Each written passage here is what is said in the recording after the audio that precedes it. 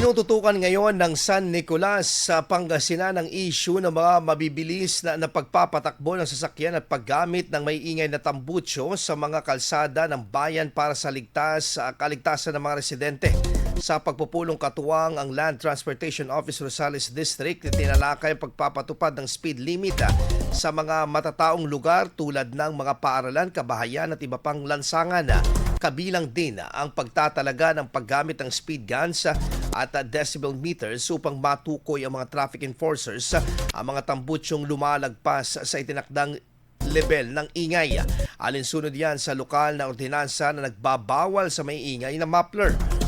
Kaugnay nito, nakatakda naman pong maglalagay po ng road signages at materyales ang lokal na pamahalaan upang ipagbigay alam sa mga motorista ang kaukulang traffic offenses. IFM News. IFM News. IFM News.